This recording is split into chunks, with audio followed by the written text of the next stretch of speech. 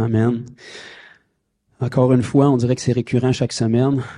On a toujours de la misère à transitionner parce que c'est comme si on avait été créé pour être dans ces moments-là. C'est comme si dans l'éternité, ça va être ce genre de présence-là qu'on va vivre. Moi, je trouve ça plus agréable que les stress de ce monde ici-bas. Mais il faut donner la place à la parole de Dieu aussi, puis à ce que son esprit puisse venir travailler dans nos cœurs. Avant qu'on transitionne dans la parole aussi, je voulais à nouveau cette semaine pouvoir mettre en pratique quelque chose qui me tient à cœur et qui tient à cœur au Seigneur, qui est un outil merveilleux dans l'Église, que j'ai parlé fréquemment dans les semaines précédentes, et c'est la culture du témoignage. Donc, on veut élever chaque semaine au milieu de nous ce que Jésus fait, en sorte qu'on sait que c'est Jésus. Si on est obligé de creuser trop creux pour essayer de voir Jésus à travers l'histoire, là, les œuvres de Jésus doivent être évidentes. Les œuvres de Jésus dans nos vies doivent être tellement glorieuses que la Bible nous dit que votre lumière brille ainsi devant tous les hommes afin qu'ils voient vos bonnes œuvres et qu'ils glorifient votre Père qui est dans les cieux. Donc les œuvres qu'on rend témoignage de ce que Jésus fait dans notre vie devraient tellement être glorieuses que nul autre que Jésus peut les accomplir. Et quiconque en est témoin, les voit et les entend, n'a pas le choix de remettre la gloire à un seul, à Jésus. Et on veut faire ça ce matin à nouveau.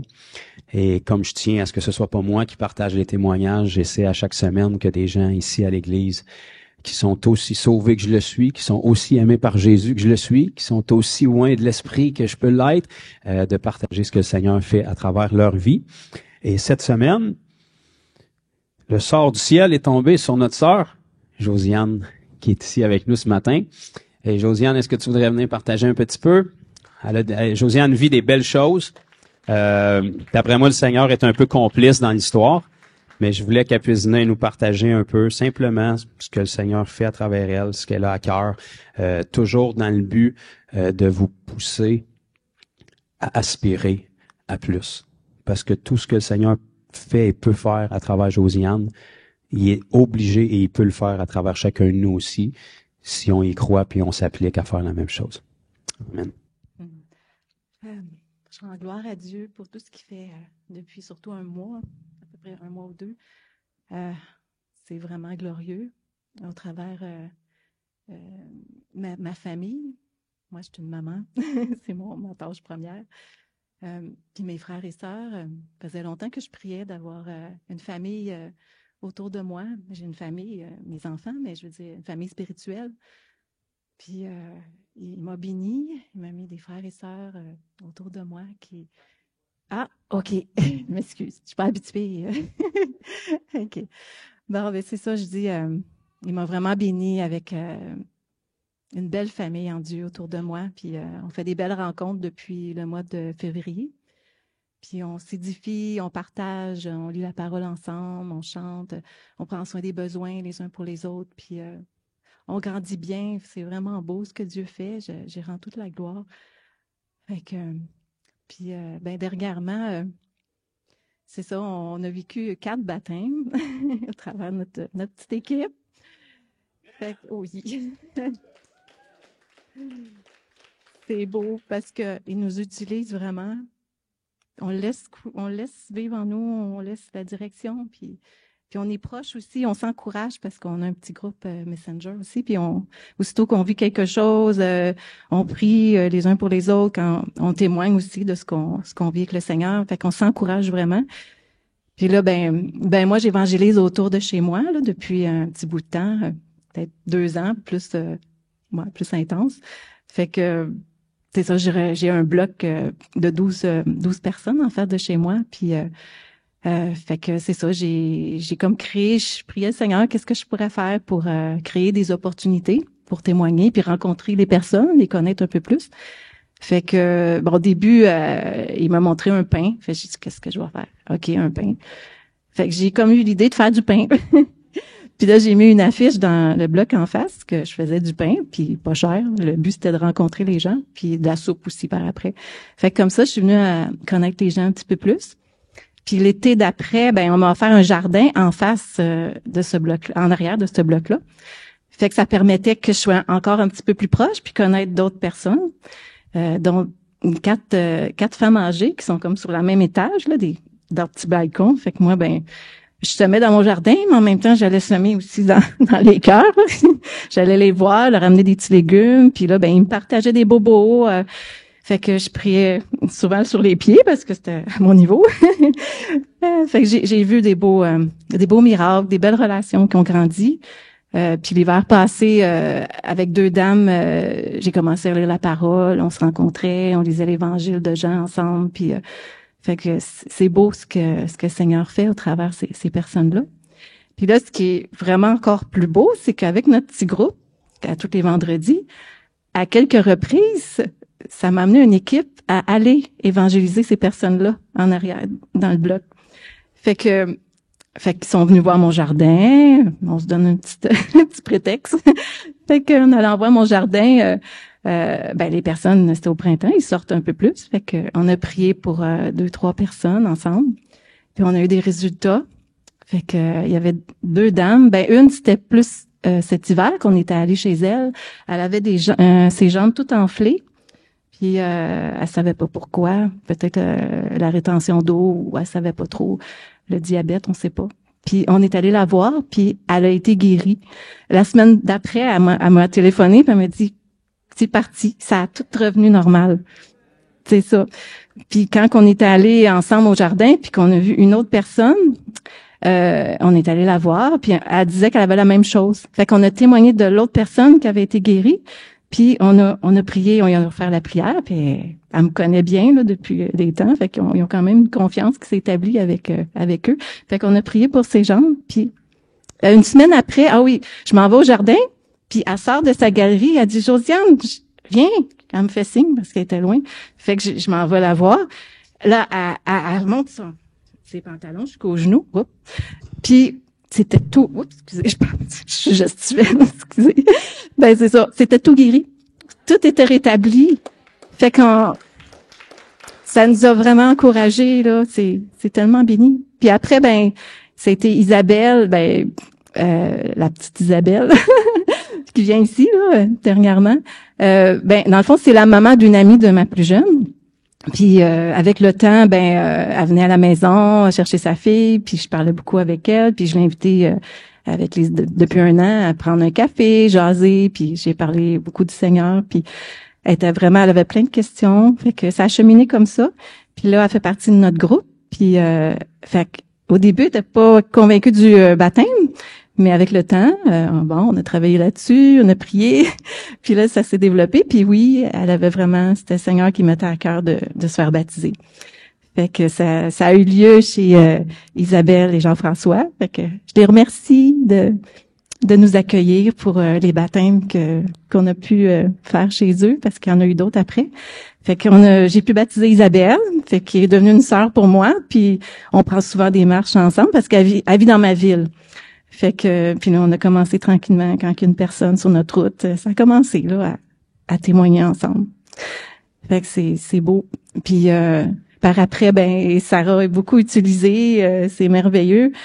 Une personne qu'elle connaît depuis longtemps, qui avait besoin d'aide, ben, elle s'est confiée, elle a vraiment partagé, pris un temps avec elle, puis finalement, elle voulait se faire baptiser. Fait que ça a été encore chez Isabelle et Jean-François qu'on est allé. J'ai accompagné Sarah pour que Sarah baptise. Fait que, ouais. Fait que après, ben, j'ai vécu depuis 2 semaines une situation familiale avec un de mes garçons, qui a dû être hospitalisé pendant 2 semaines, c'est ça, à l'hôpital. Fait que c'était dur au début, mais j'ai demandé beaucoup la prière de plusieurs. Puis avec ça, le Seigneur nous a utilisés, moi et Sarah. On est allé le visiter. Puis il y a eu 2 personnes qu'on connaissait qui étaient là aussi, fait qu'il avait besoin d'aide. Fait que Sarah, elle a eu à cœur. C'est une personne qu'elle a rencontrée. Fait qu'elle lui a témoigné. Après un temps, dans la semaine d'après, elle se sentait vraiment poussée, là, comme m'expliquait dans son cœur. Fait qu'elle a prié, a pris du temps pour aller lui parler. Puis elle était vraiment ouverte à entendre parler de Dieu parce que elle avait comme peu rien à perdre. Fait que c'était beau. Puis le baptême a eu lieu 2 jours après. J'ai encore chez Isabelle puis Jean-François. Fait que c'est gloire à Dieu. Puis moi aussi, j'ai rencontré une autre personne, ça faisait longtemps. C'était une chrétienne, mais qui s'était éloignée. puis qui était là. Fait que là, présentement, je prie pour elle, puis on a déjà prié pour elle avant de repartir de l'hôpital. Fait que j'ai confiance qu'elle va retrouver la lumière. Ouais. Puis là, le plus beau pour moi, là, dans tout ça, c'est que mon garçon qui était là, là, il est à la maison présentement. Il est sorti. Depuis une semaine, je le reconnais plus. Il est tellement beau. Ça fait des années qu'il était pris depuis sa jeunesse avec plein de choses dans son cœur, pris dans son cœur. Puis là, il a commencé à s'ouvrir. Puis c'est tellement beau qu'est-ce que Dieu fait là présentement. C'est comme le fils prodigue, l'histoire du fils prodigue, parce que il a 17 ans, puis l'année passée, il voulait quitter. Tu sais, il était pas arrêtable. Il avait toute son idée, il s'en allait. Mais c'est correct, je l'ai laissé aller. Mais là, il avait atteint le fond du baril, là, comme on dit, puis il est revenu là. Il est revenu. Fait que il est chez moi, puis il a même fait beaucoup de demandes de pardon à moi, à ses frères, à ses sœurs, plein de choses. C'est comme si un gros ménage dans son cœur qui se fait présentement, puis je rends gloire à Dieu tellement. C'est comme si je retrouve mon fils. C'est comme si, c'est tellement beau la relation que j'ai avec lui, là. J'ai jamais été en relation comme ça avec lui, là. C'est beau, là. C'est gloire à Dieu pour ça. Puis je sais qu'il a pas fini, puis il a comment, en tout cas. Hier, il est allé à la jeunesse avec ma grande fille Emmanuelle, son autre frère, puis son autre sœur. Puis il a aimé ça. Un matin, il m'a parlé, puis il a aimé ça. Puis il veut continuer. Fait que c'est tout encourageant. Fait que je rends gloire à Dieu pour tout ce qu'il fait de beau dans ma vie.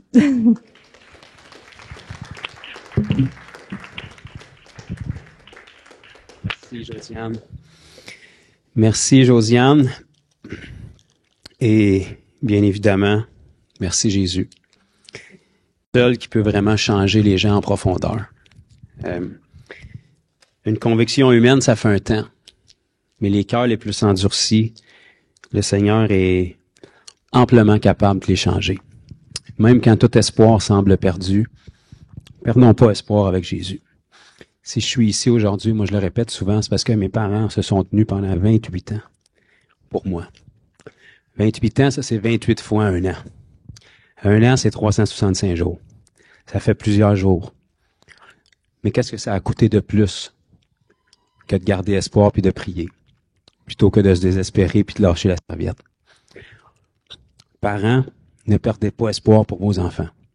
Enfants, ne perdez pas espoir pour vos parents, pour vos frères, pour vos sœurs, pour vos familles. Tant qu'il y a de la vie, il y a de l'espoir. Puis la vie, c'est pas quelque chose, c'est quelqu'un, c'est Jésus, puis il est éternel. Fait qu'il y a de l'espoir toujours. On continue de prier, on continue de semer. Puis je bénis Dieu vraiment pour la famille de notre sœur Josiane. Elle en a une bonne famille d'ailleurs, fait que le Seigneur peut travailler amplement. Et puis, je me souviens, parallèlement à ça, dans les dernières semaines, j'avais partagé une parole dans le culte ou après le culte, je me souviens pas, concernant une personne qui s'inquiétait pour un de ses fils. J'étais pas au courant de la situation, mais on a prié pour ça. Je sais pas s'il y en a qui s'en souviennent, là. J'étais pas au courant, c'était pour qui spécifiquement. Mais là, d'après ce que Josiane nous partage, je pense que c'était appointé pour ça. Donc, le Seigneur met sa main sur son garçon et puis que vraiment les plans du diable n'aient plus accès non plus pour que le Seigneur puisse achever son travail. Amen. Donc, merci Jésus pour le travail qu'ils font. Merci Jésus pour son travail à travers nous. Et puis, on n'est pas encore comme dans la Bible où est-ce que l'Église grandit de jour en jour, mais à date, on est de semaine en semaine. Donc, on progresse. Dans le dernier mois, on a en moyenne un baptême par semaine. Donc, il y a encore place à croissance, mais le ciel se réjouit pour chaque personne. Donc, on devrait se réjouir aussi. Amen. Ce matin, on va aller un petit peu dans la parole de Dieu. En fait, moi, je vais y aller, fait que dans l'espoir que vous allez me suivre là-dedans. On va aller partager un petit peu ce que le Seigneur a pour nous. Je suis encore, du moins, à établir des fondations jusqu'à temps que le Seigneur m'oriente autrement. Ça tombe bien vu que c'est thématique avec l'Église. Dans les dernières semaines, là, on entame notre 3e mois d'existence officielle. Je vais juste faire un petit refresh parce qu'apparemment, on est des êtres qui oublient. Mais depuis le début, le Seigneur m'avait donné une direction de mettre vraiment des fondements ou de vous ouvrir un peu mon cœur sur les clés qu'il m'a partagées il y a plusieurs années que j'ai mis en pratique et qui m'ont amené où est-ce que je suis aujourd'hui. Donc, il y a certainement encore beaucoup de place à amélioration dans ma vie, mais après 11 ans d'expérience avec le Seigneur, puis dans le ministère, je vois que le Seigneur me bénit énormément et puis agit à travers moi puis autour de moi. Et croyez-moi, ça peut pas avoir rapport avec moi. C'est simplement parce que j'ai compris puis appliqué certains principes. Puis au fil des ans, j'ai eu le privilège de transmettre ces principes-là à des gens qui étaient autour de nous. Puis j'ai vu les mêmes fruits se produire dans leur vie. Donc, ici à l'Église, c'est certain que je pouvais pas démarrer l'Église sans venir partager ces fondements-là pour vous challenger puis vous dire, je vous mets au défi d'appliquer ces choses-là dans votre vie puis pas avoir de résultats. C'est pas une garantie partielle, c'est une garantie absolue. Si Dieu l'a fait pour moi puis il l'a fait pour une multitude de personnes au fil des ans, ben c'est sûr que si en tant qu'Église, on établit ces principes-là dans notre vie dès le départ puis qu'on demeure attaché dessus, ben ça va porter du bon fruit pour nous. Je l'ai partagé la semaine passée, la vie chrétienne, c'est pas une affaire de 1001 décisions incroyables. Ça commence souvent par quelques bonnes décisions auxquelles vous allez rester accrochés. Et sur du moyen long terme, ça va vous amener dans une trajectoire complètement différente de d'autres personnes qui les ont pas prises. Donc, juste pour vous faire un petit refresh depuis le début, à notre première semaine après l'inauguration, j'avais partagé un principe de base que je m'étais promis de revenir dessus périodiquement à tous les quelques mois, donc on va y revenir prochainement. C'était le principe de la santé spirituelle. Est-ce qu'il y en a qui n'étaient pas dans le coma ce matin-là, qui se souviennent de ça? Quelques-uns, d'autres qui lèvent la main par la foi, donc c'est bon. Donc, la santé spirituelle, j'avais fait le parallèle entre notre santé physique, notre santé spirituelle. Donc, dans le naturel, tous les êtres humains, peu importe votre âge, votre sexe, votre ethnie, vous avez besoin de vous nourrir, de dormir puis d'être actif un minimum pour vous développer d'une manière saine. Spirituellement, c'est la même chose. Donc, on doit se nourrir quotidiennement, on doit être actif quotidiennement, puis on doit se reposer dans la présence du Seigneur quotidiennement. Juste de saisir ça, c'est super beau. Après ça, de l'appliquer, c'est merveilleux, puis de rester discipliné là-dedans, c'est une clé de succès. Donc, si vous voyez un chrétien qui est en santé après 5 ans, 10 ans, 15 ans, 20 ans, assisez-vous avec lui 2 minutes, puis demandez-lui de vous détailler le plan de sa journée avec le Seigneur, puis c'est sûr qu'il y a ces points-là qui sont là. C'est pas compliqué. S'il y a une lacune dans un des points ou qu'il y a un des points qui est manquant, ça vient affecter les deux autres. Donc, c'est important que ces points-là soient toujours présents dans notre vie. Donc, j'avais débuté avec ça parce que c'est une base. La semaine d'après, on avait parlé sur les ministères, les 5 ministères que Jésus a établis dans son Église. Mettons qu'on va inclure Jésus dans le processus, vu qu'on est censé d'être ses enfants puis qu'il est censé d'être notre Seigneur. Jésus, c'est son Église, c'est pas la nôtre. Puis dans son Église, pour qu'on arrive à maturité, dans l'unité puis qu'on soit perfectionné, il a établi, selon Éphésiens 4, 5 ministères. Les uns comme apôtres, les autres comme prophètes, les autres comme évangélistes, les autres comme enseignants ou docteurs, les autres comme pasteurs ou bergers. Donc, quand on se place sous l'enseignement d'hommes et de femmes qui ont cet appel-là, ça nous aide à grandir, à maturer dans notre foi. La semaine d'après, on avait partagé sur un autre principe qui est notre mandat, parce qu'on n'est pas ici pour battre de l'air, on vit pas d'un monde d'éléphants roses puis de libellules, puis on n'attend pas l'enlèvement comme un bateau de sauvetage. On est ici en mission, et puis on est ici pour récolter, puis on est sauvé pour un mandat spécifique. En fait, si on remplit pas notre mandat, personne d'autre va le faire. On est la voix de Dieu sur terre, on est ses mains, on est ses pieds, on est sa bouche. Dans la perfection de Dieu, il n'a pas permis à aucun autre être de sa création, en ce moment, de pouvoir prêcher l'Évangile, de pouvoir guérir les malades, de pouvoir chasser les démons, de pouvoir ressusciter les morts. Ça, c'est un mandat qu'il a donné à son Église. Aucun ange, bien qu'il y aurait la puissance, n'a le droit de le faire en ce moment. Ça devrait être excitant pour nous. Dans la Bible, quand les anges apparaissaient, vous verrez jamais aucun d'eux n'a eu le droit d'annoncer l'Évangile. Et on dit à Corneille, fais venir Pierre. Nous autres, on peut pas te la donner parce qu'on la comprend même pas, mais Pierre va pouvoir te la donner. C'est le mandat de l'Église d'annoncer l'Évangile. Donc ça, c'était l'autre semaine qu'on a fait. Ensuite de ça, on a eu une semaine de questions-réponses. Peut-être qu'il y en a qui s'en souviennent un petit peu, ou est-ce qu'on avait abordé un petit peu pour détailler c'était quoi le baptême de Jésus. On avait abordé aussi, est-ce qu'on va tous être égaux dans l'éternité? Est-ce qu'il y a des récompenses différentes, des positions différentes? Et puis finalement, la semaine dernière, on a abordé un terme, celui-là, vous devriez vous en souvenir. C'était comment être guidé par le Saint-Esprit. Donc souvent, on imagine ça comme étant mystique. Là, on se lève le matin, puis il y a une poche de nuages qui flotte au-dessus de notre lit, puis on suit ça zombie à journée longue. Mais non, être guidé par le Saint-Esprit, c'est beaucoup plus simple. Ça commence par la façon la plus simple que le Seigneur nous donne. C'est ça ici. Ça ici, c'est un livre qui est écrit par le Saint-Esprit. Fait que si tu lis ça puis tu fais ça en partant, même si tu n'as aucune expérience, tu es guidé par le Saint-Esprit. À mesure où tu fais ça, qui est très logique et simple, c'est pas toujours facile, mais c'est simple à comprendre. Donc, quand tu appliques ça avec obéissance, ben, le Seigneur, en cours de route, il intervient pour nous diriger plus spécifiquement. Est-ce qu'il y en a qui se souviennent de ça? Fait 7 jours de ça. Fait que c'est pas si pire. Si vous avez fait un refresh sur YouTube cette semaine, c'est encore plus frais dans vos pensées. Donc, le Seigneur nous donne une volonté générale dans sa parole, et quand on accomplit la volonté générale, alors et seulement alors, il peut se permettre de nous donner une direction plus spécifique. Parce qu'il veut pas nous mêler. Le Seigneur, il est là pour qu'on comprenne. Donc, on n'enseigne pas un enfant à courir avant qu'il sache marcher, on y monte pas la djeb avant qu'il connaisse son alphabet. On commence par des choses simples, puis à mesure qu'on grandit dans ces choses-là, ben, le Seigneur nous en donne davantage.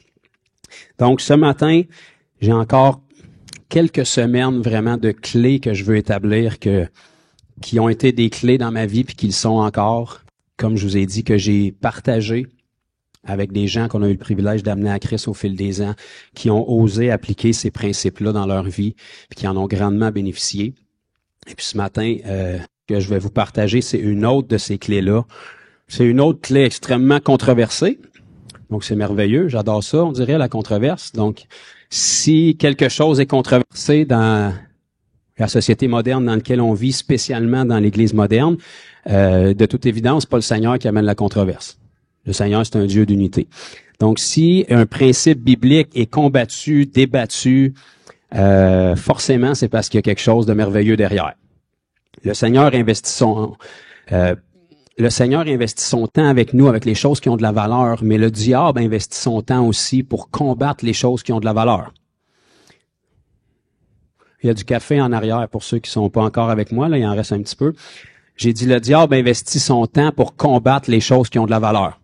Quelqu'un qui fait de la fausse argent, il falsifie pas des 1 piastre. Il falsifie des grosses coupures. OK? Donc, le diable, où il investit son temps pour attaquer, pour pervertir, pour discréditer les choses de Dieu, soyez conscients qu'il y a une valeur extrêmement importante derrière. C'est quoi le domaine de la vie aujourd'hui qui est à peu près le plus perverti? De loin, la sexualité. Il n'y a rien de plus perverti que ça dans le monde. D'ailleurs, l'industrie du sexe, c'est la plus lucrative au monde. Il y en a des industries dans le monde, là. Donc, soyez conscients que si le diable investit tant d'efforts sur quelque chose qu'il n'a pas créé, soit dit en passant, j'aimerais ça vous rappeler que c'est pas l'invention du diable, le sexe, c'est l'invention de Dieu. Non seulement il l'a créé, puis il l'a béni. Il n'y a pas beaucoup d'amène là-dessus, parce que souvent on enseigne les enfants, le sexe c'est pas bon, c'est méchant, c'est mauvais, garde ça pour ton mari ou ta femme. Ouais, OK. Pourtant, les premières pages de notre Bible, c'est Dieu qui l'a pensé, qui l'a conçu, puis qui l'a béni dans ses standards à lui. C'est glorieux, c'est merveilleux. Le diable a vu qu'il y avait quelque chose de précieux là-dedans. Il a rentré dedans puis il l'a perverti. On rentrera une autre fois peut-être dans la complexité de cette sexualité-là qui est tellement sainte selon le cœur de Dieu. Prenez le temps de lire dans l'Ancien Testament comment est-ce que le service se faisait dans le temple avec le parvis, le lieu saint, le lieu très saint, l'aspersion de sang au-delà du voile, puis vous allez voir qu'il y a des parallèles vraiment précieux avec la sexualité aussi. Mais nous autres, on résout ça à trop de boissons un soir puis à une histoire d'un soir. Mais c'est précieux aux yeux de Dieu puis ça a une valeur. Donc, là où le diable investit son effort pour combattre, pour discréditer des choses de la vie chrétienne, c'est parce qu'il y a quelque chose de précieux derrière. Un des points qui est très, très combattu de nos jours dans l'Église et dans la vie chrétienne, c'est le parler en d'autres langues. Prier en esprit, chanter en esprit. Donc ça, c'est extrêmement débattu. Malheureusement, on est 2000 ans plus tard, après la création de l'Église, après la résurrection de Jésus.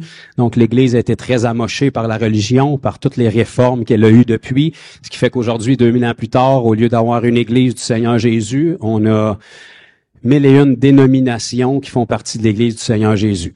Dénomination, ça veut dire on croit à quelque chose de base, mais on s'entend pas sur le reste, fait qu'on se dénomine dans des compartiments. Puis tristement, le diable a convaincu beaucoup de gens que le Saint-Esprit n'était plus pour aujourd'hui. Donc, on a le Père, le Fils et la Sainte Bible. Lui, le Saint-Esprit s'est évaporé en cours de route où il est stand-by dans le ciel en attendant l'enlèvement.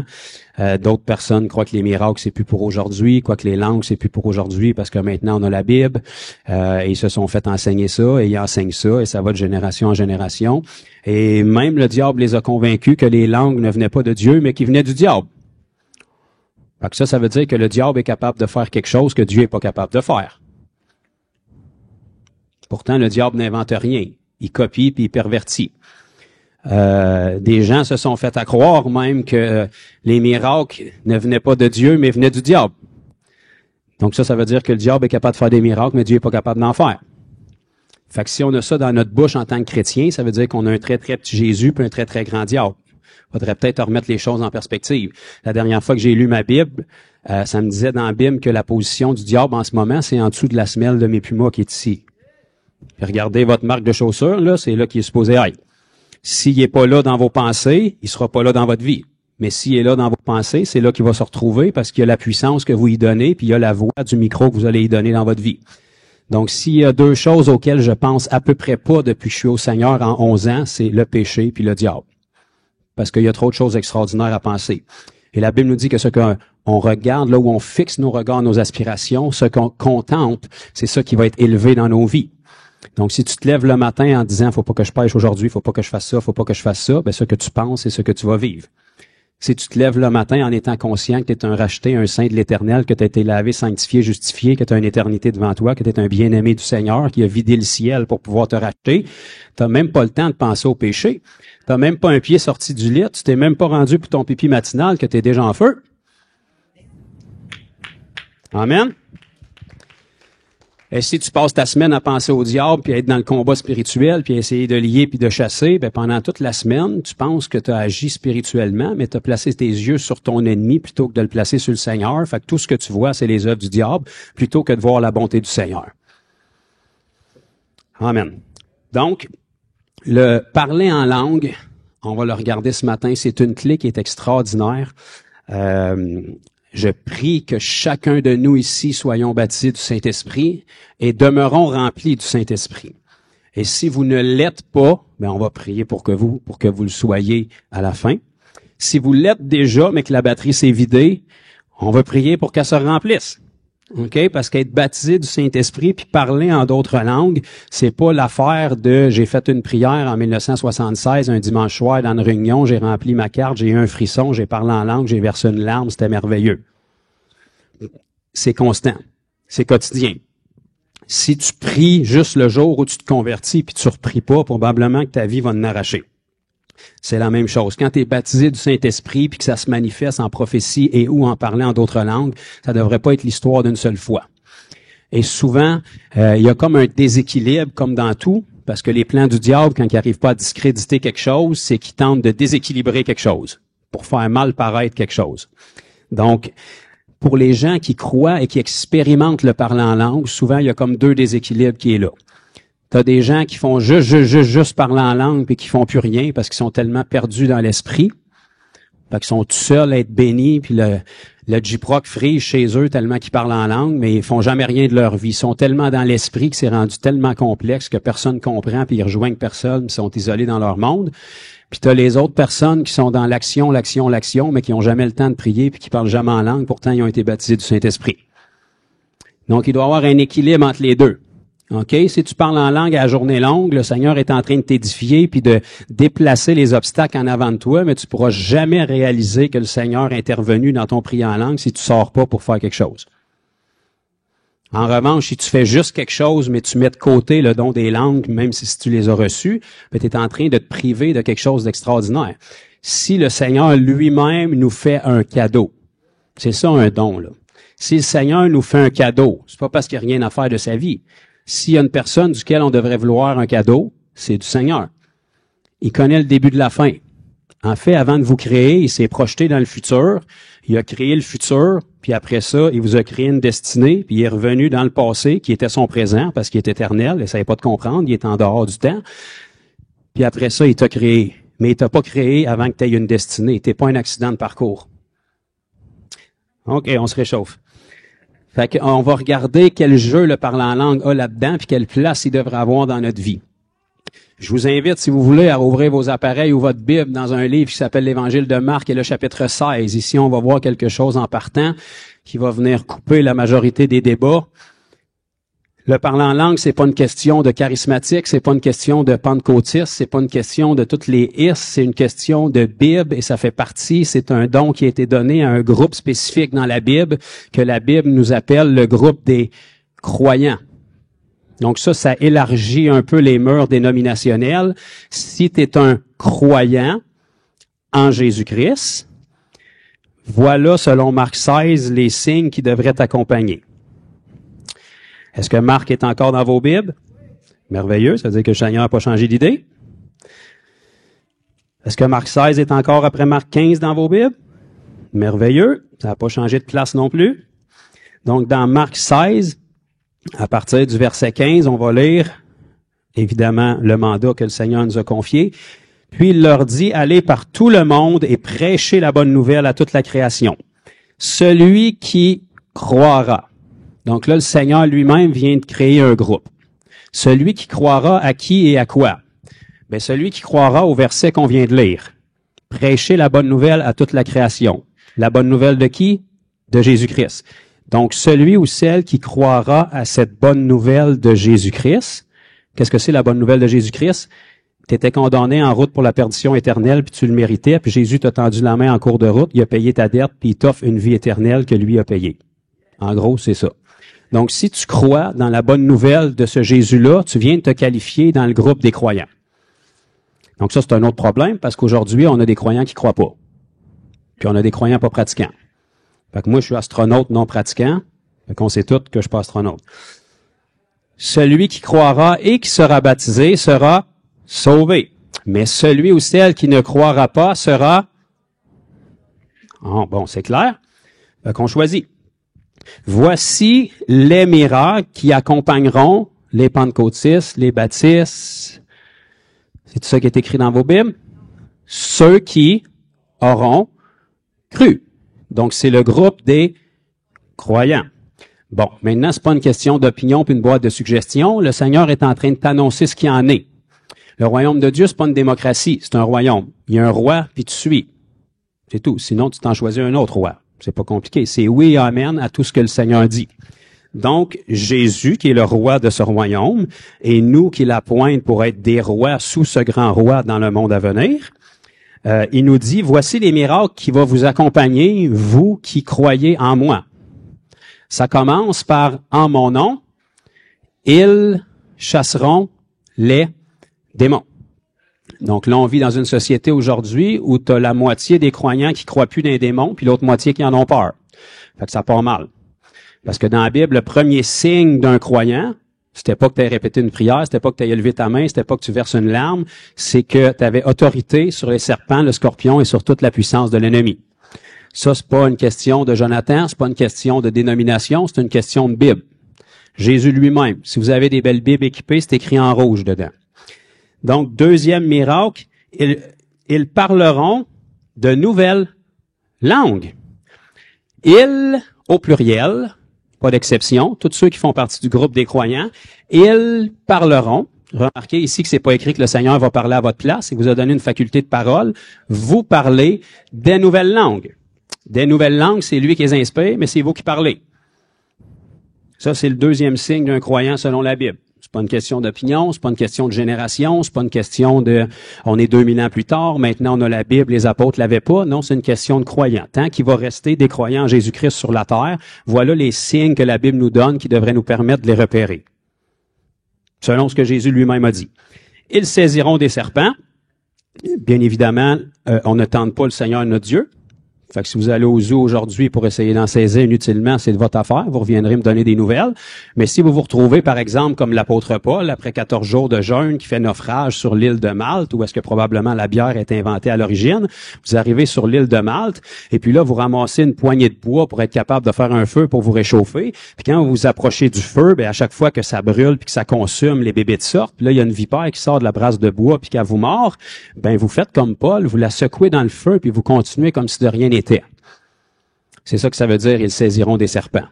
Ça veut dire que quand tu es dans l'accomplissement du mandat que le Seigneur t'a donné, les embûches que le diable va mettre sur ta route, que ce soit un serpent, que ce soit un scorpion, que ce soit une personne, le Seigneur va les tasser puis te préserver. Ça, c'est un signe des croyants. S'ils boivent quelques breuvages mortels, ils ne leur feront point de mal. Même principe. Si quelqu'un essaie de vous empoisonner pour X raison, si vous êtes un croyant, le Seigneur, si vous y croyez, se doit de vous préserver. Allez pas boire d'arsenic après-midi, puis si vous le faites, on va aller prier pour vous, mais dans l'accomplissement de votre mandat puis de votre tâche, vous êtes préservé de ces choses-là, parce que vous êtes ses ambassadeurs, le Seigneur doit vous équiper puis vous préserver pour que vous soyez inarrêtables.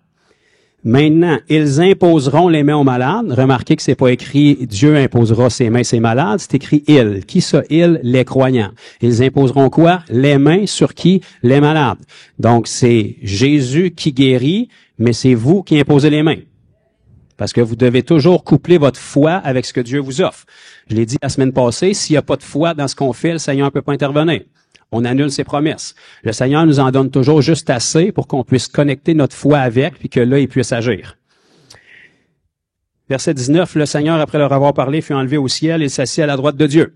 Ça aussi, c'est extraordinaire. Si Jésus est assis, c'est pas parce qu'il est paresseux puis il n'a rien à faire de sa vie, c'est parce qu'il n'a plus rien à faire. Sa partie est faite. C'est pour ça que sur la croix, il a créé « Tout est accompli ». Donc, sa partie à lui, elle est faite. Maintenant, il est allé s'asseoir à la droite du Père. La Bible nous dit « Attendant que Dieu fasse de ses ennemis son marchepied ». Et la façon que Dieu va utiliser pour faire des ennemis de Christ son marchepied, c'est vous, c'est moi. C'est l'Église. C'est à travers l'Église de Christ qui va révéler la sagesse infinie de Dieu à ce monde.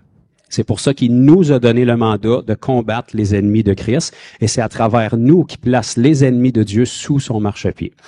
OK.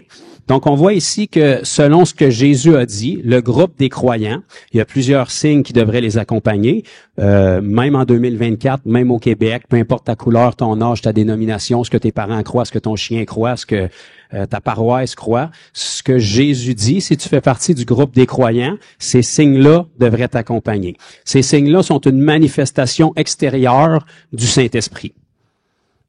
Le Saint-Esprit, quand il est quelque part et qu'il habite en quelqu'un, ça irrite les démons, ça irrite la maladie, puis ça produit ces choses-là. Donc, il faut qu'il se manifeste ça lorsqu'il vit en nous.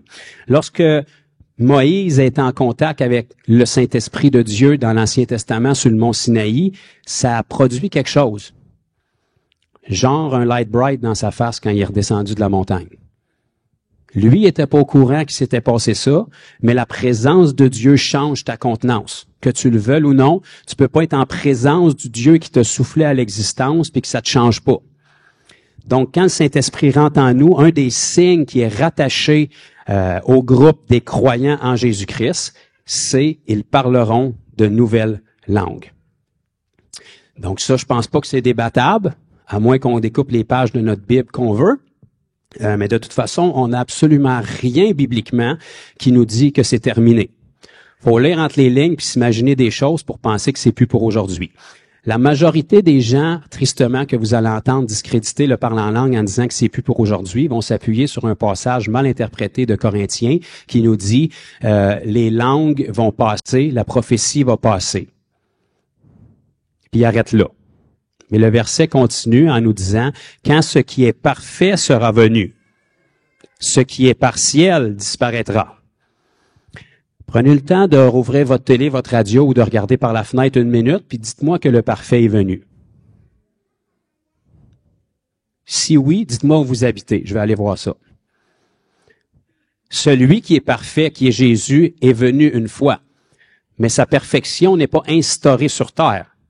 C'est le chaos, puis ça va aller en augmentant. La perfection de Dieu, vous allez la voir pour la première fois sur terre dans le millénium, puis dans la Nouvelle Jérusalem après. Pour l'instant, la seule chose qui a été restaurée ici-bas, c'est le peuple de Dieu qui s'est acquis. La nature est pas restaurée, les gouvernements sont pas restaurés, les animaux sont pas restaurés, tout est encore déchu, brisé.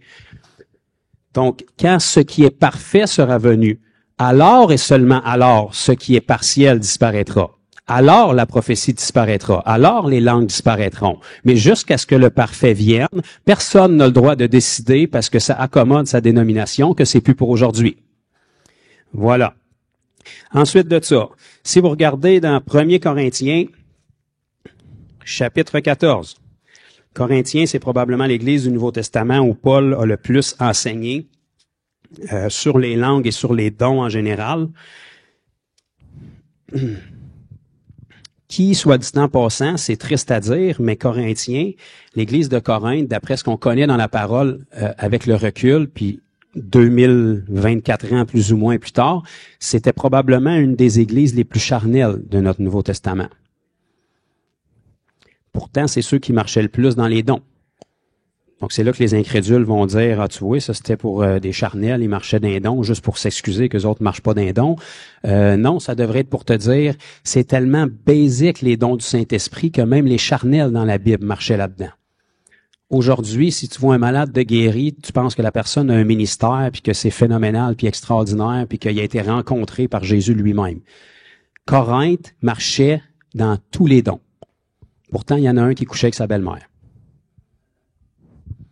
La Bible va employer les termes même pour décrire poliment puis poétiquement l'Église de Corinthe en disant « Il n'y a pas parmi vous beaucoup de personnes, disons, très élevées, sages d'un point de vue humain. » Ça, c'est une façon polie pour dire « C'était pas les crayons les plus aiguisés de la boîte, là, mettons, d'un niveau naturel. C'était pas nécessairement des hommes d'affaires, des gens calés. Pourtant, les dons du Saint-Esprit coulaient parmi eux. Les dons du Saint-Esprit, c'est pas un mérite parce que t'es beau, t'es fin, t'es gentil. Quand tu as le Saint-Esprit, il devrait se manifester par les dons. Maintenant, Paul les instruisait à ce que ce soit structuré, par contre, pour pas que les dons fassent plus de tort que de bien. Et à Corinthe, il va leur parler dans le chapitre 14 et le verset 5, il va dire aux Corinthiens. Corinthe, l'église de Corinthe, c'était probablement, selon les historiens et les théologiens de l'époque, une des plus grandes églises du Nouveau Testament. Très nombreuses. La ville de Corinthe, à cette époque-là, il y avait un port marin, c'était une ville qui était très courue. Il estime qu'il y avait environ 700 000 habitants à Corinthe, fait que l'église de Corinthe était nombreuse. Quand que Jésus a apparu dans une vision à Paul pour l'encourager, il a dit « Continue de prêcher parce que j'ai un peuple nombreux dans cette ville. » Paul disait à cette église nombreuse-là, « Je désire que vous parliez tous. » Tous, c'est-tu parce qu'il y avait le rhume ou ça veut dire tous? Tous en langue. Pas un don pour un, pas moi j'ai ce don-là, lui il a ce don-là, moi j'ai pas ce don-là, moi j'ai ce don-là juste des fois, c'est juste quand le Seigneur tombe sous moi, c'est juste dans un pic, dans louange, quand on pogne un mi majeur, là tout d'un coup j'ai l'onction des langues qui tombe sous moi. Non, je désire que vous parliez tous en langue. Pourquoi dire de plus? Ah ben en fait, je le sais, là. Verset 18. Ce même Paul parlait à la communauté de Corinthe, une église nombreuse. Bon, là, on va regarder, là. Soit que Paul était très arrogant, puis qu'il a fait fausse route, puis qu'on le verra pas au ciel, ou soit qu'il était bien convaincu, puis de toute évidence, si le Seigneur a gardé ses paroles dans la Bible, c'est parce que c'était la vérité. Paul leur disait, « Je rends grâce à Dieu de ce que je parle en langue plus que vous tous. » On n'a pas beaucoup de descriptions dans la parole sur la façon dont l'apôtre Paul gérait son temps avec le Seigneur puis les clés de succès qu'il y avait. Mais ça, c'est un passage pour nous allumer des lumières. Pour que Paul soit capable de dire ça à une grande communauté, sachant très bien que c'est impossible pour Paul de connaître la vie en détail de chaque personne qui est devant lui puis la façon dont ils gèrent leur temps. Pour que Paul soit capable de se tenir là devant toute l'église de Corinthe puis leur dire « Je rends grâce à Dieu que je parle en langue plus que vous tous. » Si je vous disais ça en mon nom ce matin, probablement qu'il y en a qui seraient choqués, qui se diraient « Pour qui se prend à lui? Il connaît pas ma vie. » Paul était capable de dire ça avec audace. Si ça nous a été répertorié dans la parole puis il n'a pas été corrigé, c'est parce que c'était la vérité. Fait que ça veut dire que ou Paul était complètement illuminé puis il est dans le champ, ou Paul savait que c'était humainement presque impossible de parler en langue plus que lui parce qu'il parlait tellement en langue. Puis quand on regarde la vie que l'apôtre Paul a eue, probablement que ça a eu une incidence. L'apôtre Paul qui nous dit « J'ai été lapidé, laissé pour mort. Je souffre le souci de toutes les églises que j'ai fondées. J'ai été exposé au froid, à la faim, au jeûne multiplié. » Remarquez qu'il fait une différence entre être exposé à la faim et au jeûne. Le jeûne, c'est pas une privation. Faim, c'est quand t'en manques parce que t'es en mission. Jeûne, c'est volontaire. Il a fait naufrage. Plusieurs fois, il a reçu les 40 coups moins 1. Pourtant, il était rempli de gloire puis il disait, les boys, gardez courage, là. Ça va bien aller. Je considère que les souffrances du monde actuel C'est un très petit prix à payer quand on met ça dans la balance pour la gloire qui nous attend. Pendant qu'il était dans des prisons miteuses dans cet état-là, il est en train d'encourager l'Église, assis à l'air climatisé, à critiquer sa couleur des tapis. Il est en train d'encourager l'Église à dire « Hey, gardez courage, ça va là. C'est une bonne affaire que je sois en prison, l'Évangile grandit. Pendant que je suis en prison, il y en a d'autres qui en profitent pour me clencher, puis ils prêchent encore plus que moi pour avoir plus de convertis. Que leur motif soit bon ou mauvais, l'Évangile n'est pas moins annoncé pour autant. Si ça prend que je sois en dedans pour qu'ils se réveillent, ben tant mieux. Puis en dedans, juste vous le dire, les prisonniers puis les gardiens, ils se convertissent. Ça va bien. Si personne va en dedans, comment est-ce qu'ils vont se convertir? Gardez courage, relevez vos têtes, ça va bien aller. Moi te dire, si t'es sec comme un poteau de téléphone, tu seras pas capable d'être dans cet état-là quand t'es dans la persécution comme lui. Tu seras pas capable de chanter des louanges au Seigneur avec ton ami Silas au beau milieu d'une prison miteuse quand tu as été emprisonné là injustement juste pour avoir délivré quelqu'un. Mais par exemple, si tu fais ça, ça se peut que tout d'un coup, un ange du ciel descende, fasse trembler la terre puis ouvre toutes les portes des prisonniers. Puis qu'aucun des prisonniers décide de se pousser. Parce qu'il était toute sa conviction, sachant très bien que c'était le Dieu de Paul et Silas qui venait de faire ça. Puis que le geôlier décide de se convertir au beau milieu de la nuit, puis qu'il soit baptisé avec sa famille. C'est le genre d'affaires qui arrive quand tu es capable de marcher dans l'esprit. Puis une des clés, semble-t-il, que ce Paul-là avait pour être capable de marcher dans l'esprit, c'est qu'il priait en langue plus qu'eux tous. Combien d'heures par jour ça représentait, je ne le sais pas, mais Paul, volontairement, dans parole, souvent, il quittait ses compagnons de marche pour continuer à pied pendant que les autres prenaient le bateau pour avoir la paix, pour être tout seul. Puis il y a des bonnes chances qu'il priait en langue quand il était tout seul. En tout cas, il arrivait à le faire, puis à cette époque-là, il y avait 24 heures dans leur journée comme aujourd'hui. Il arrivait à parler en langue plus que tout le monde de la communauté de Corinthe. Puis il glorifiait Dieu de faire ça. Fait que certainement, ça a eu une incidence, parce que dans le même chapitre qu'on est en train de lire, la Bible nous dit que celui qui parle en langue s'édifie lui-même. S'édifier, ça vient du principe construire un édifice. Fait que si parler en langue construit ton édifice spirituel, ne pas parler en langue, mettons qu'on fait une règle de 3, là. Tu sais, c'est si parler en langue, ça construit, pas parler en langue, ça construit pas. Si ça construit pas, ben ça va devenir une ruine.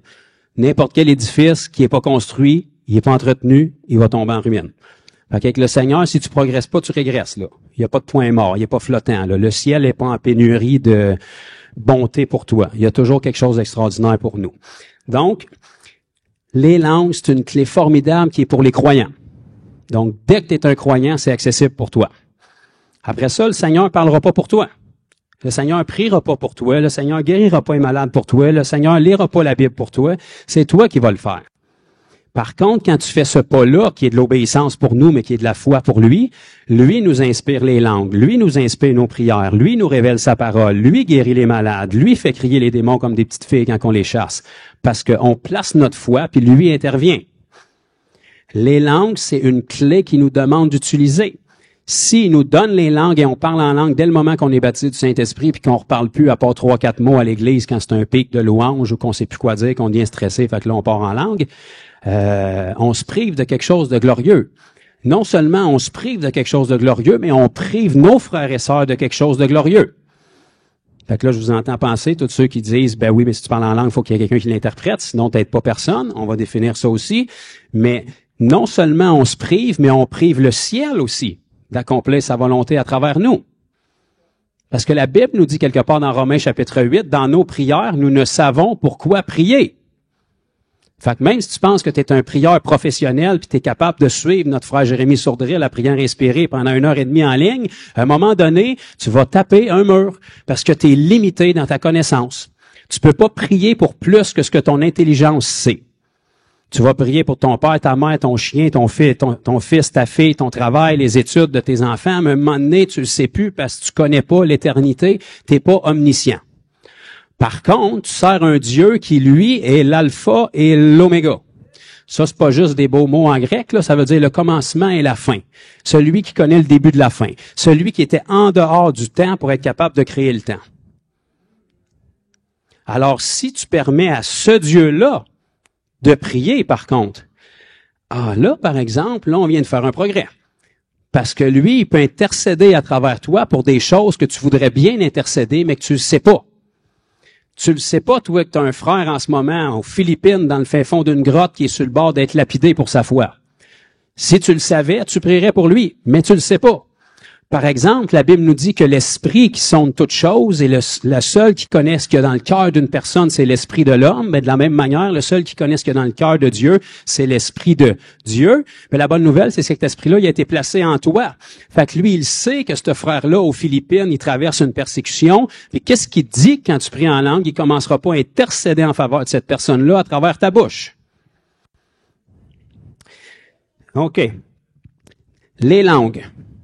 Il y a beaucoup de confusion au niveau des langues, ça a été très discrédité parce qu'il y a différentes sortes de langues dans la parole. Et ça, c'est important de le comprendre, si on veut être capable d'appliquer la parole correctement. Beaucoup de gens vont s'opposer dès le moment qu'ils entendent quelqu'un parler en langue en disant « il n'y a pas d'interprétation, c'est du désordre ». OK? Mais pourquoi toi, tu parles jamais en langue et tu n'interprètes jamais d'abord? Fait que le problème, c'est pas qu'il n'y a pas d'interprétation. C'est parce que tu es sec, tu parles pas, puis tu cherches des excuses pour discréditer les autres. Alléluia. Amen. Donc, dans la parole, vous allez voir qu'il y a deux types de parlants en langue qui nous sont donnés pour un ministère public. Public pour tout le monde, pour un but spécifique. Le premier que vous allez voir, c'est dans Actes chapitre 2, la première fois où le Saint-Esprit a été déversé, puis il y a des gens qui ont commencé à en parler en langue. Jusque-là, ils ne savaient pas c'était quoi. Il y avait beaucoup de langues sur la planète, mais les gens ne parlaient pas en langue sous l'inspiration du Saint-Esprit dans des langues qu'ils connaissaient pas.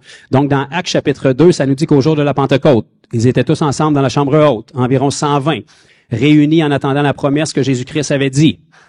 Vous recevrez une puissance, le Saint-Esprit surviendra sur vous et vous serez mes témoins à Jérusalem, dans la Samarie, dans la Judée, jusqu'aux extrémités de la terre. Lorsque le Saint-Esprit est arrivé, ça nous dit des langues semblables à des langues de feu leur apparurent, séparées les unes des autres, se posèrent sur chacun d'eux et ils furent tous remplis du Saint-Esprit. Ils se mirent à parler en d'autres langues selon que l'Esprit leur donnait de s'exprimer. Au bruit que ça faisait à la foule qui était à Jérusalem pour célébrer la fête, se sont dit, c'est quoi ce vacarme-là? Comment ça qu'on entend 120 Juifs parler dans nos propres langues que eux ne connaissent pas? Premier type de langue publique, des langues humaines existantes que vous et moi, on ne connaît pas dans le naturel. Pour un but spécifique, rendre gloire à Jésus pour que ceux qui connaissent ce dialecte-là sachent qu'il y a quelque chose de bizarre parce que t'es pas chinois puis tu parles en chinois. Puis parmi toutes les choses que tu pourrais dire en chinois, tu parles de Jésus-Christ. Qu'est-ce que ça l'a amené? Une foule qui a couru autour des 120, Pierre qui s'est levé pour faire sa job, et puis 3000 personnes qui se sont converties cette journée-là. Des langues humaines, dans des dialectes humains, inspirés surnaturellement pour le Saint-Esprit, pour une œuvre d'évangélisation et de conversion. Premier type de langue. Deuxième type de langue. Le don des langues dont la Bible nous parle dans 1 Corinthiens chapitre 12 et le verset 9-10, si ma mémoire est bonne, où est-ce que ça dit à certains, il va lui donner le don des langues et d'interpréter les langues. Lorsqu'on est dans un setup public comme ça aujourd'hui, si quelqu'un, pendant que je prêche, se lève et se met à parler en langue, alléluia, j'ai aucun problème avec ça, mais à ce moment-là, s'il interrompt qu'est-ce qui se passe en avant, faut que tout le monde en bénéficie. À ce moment-là, la Bible dit qu'il doit y avoir une interprétation. Un parlant en langue publique, c'est une prophétie, et juste dans une langue qu'on connaît pas. Une langue céleste, une langue d'ange. La Bible nous parle qu'il y a des langues humaines et qu'il y a aussi des langues célestes d'anges. C'est dans vos Bibles, vous ferez une petite recherche Google. Quand ça nous parle dans le chapitre 14 que ce qu'il y a de plus important, c'est l'amour, ça nous dit, trois choses demeurent, la foi, l'espérance et l'amour, mais la plus importante des trois, c'est l'amour. Ça nous dit que si on est capable de déplacer les montagnes, faire les plus grandes prophéties, des choses extraordinaires, sans l'amour, on n'est rien. Et ça nous dit aussi, je pourrais parler les langues des hommes et des anges. Mais si je n'ai pas l'amour, je n'ai rien. Qu'est-ce que ça veut dire? Il y a des langues d'hommes, puis il y a des langues d'anges. Un dialecte céleste. C'est pas parce que tu le comprends pas, c'est pas un dialecte. C'est un dialecte céleste. Chinois, c'est une langue. Si tu le comprends pas, ça veut rien dire pour toi. Mais pour un Chinois, ça veut dire quelque chose. Donc, lorsque Dieu parle par le parlant d'autres langues dans une fraternité publique, que ce soit une église comme ici, une église maison, une église garage, une église coffre de voiture, ou je ne sais pas où tu fais l'église, je m'en fous. Tant que quelqu'un parle publiquement là, il faut que ça bénéficie à toute la communauté. Autrement, parle en langue tant que tu veux, mais parle en langue pour toi. Fais juste pas interrompre qu'est-ce qui se passe. Tu peux parler en langue ici durant la louange, ça me dérange pas. Crie, t'enterreras pas Annie, tu déranges pas l'ordre.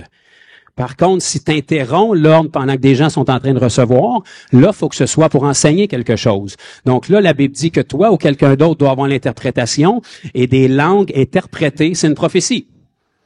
Des langues, c'est une prophétie. C'est juste dans une langue que tu comprends pas.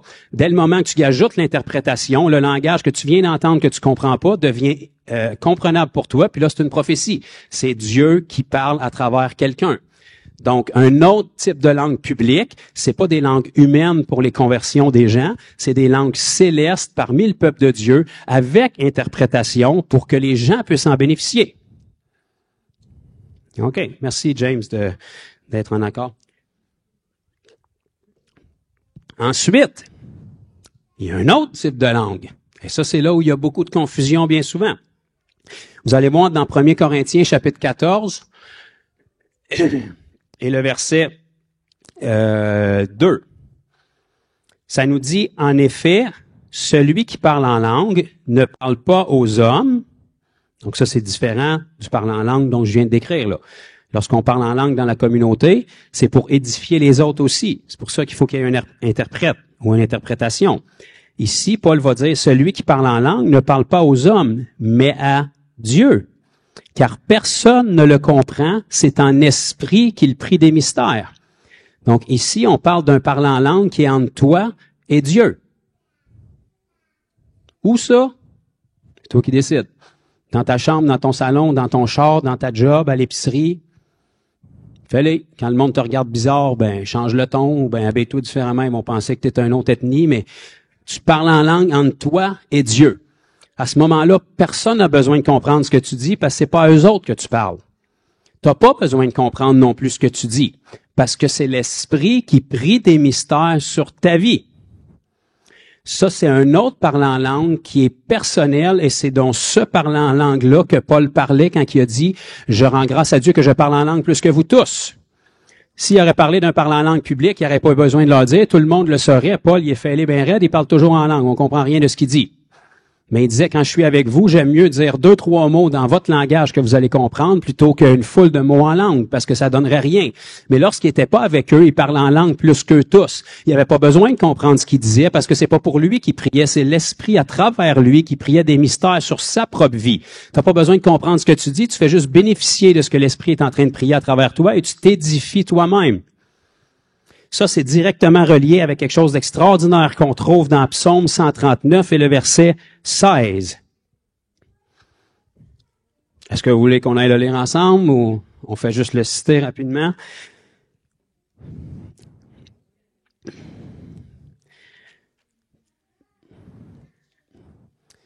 Psaume 139 et le verset 16. Ici, l'auteur du psaume nous dit: quand je n'étais qu'une masse informe, tes yeux me voyaient. Et sur ton livre étaient tous écrits les jours qui m'avaient été destinés avant qu'aucun d'eux n'existât. Regardez bien, allez au verset 15, juste pour vous aider à comprendre le contexte là, pour vous montrer à quel moment vous avez été créé. Moi, j'ai 39 ans, je pense. 85 en tout cas. J'ai pas été créé véritablement il y a 39 ans. Soyez rassurés, je vais pas vous arriver avec une doctrine de réincarnation, là. Je suis arrivé dans ce monde et j'ai pris existence ici il y a 39 ans. À travers papa puis maman qui ont fait leur travail, puis maman qui a fini le travail pour que j'arrive au monde. Mais j'ai été conçu dans la perfection de Dieu bien longtemps avant ça. Puis vous aussi. Puis dans la perfection de Dieu, vous étiez censé arriver à un moment spécifique, à un endroit spécifique, parfait, dans un monde parfait. Vous êtes arrivé ici-bas à un moment spécifique, à un endroit spécifique, brisé dans un monde brisé. L'environnement n'est pas comme Dieu aurait voulu qu'il soit.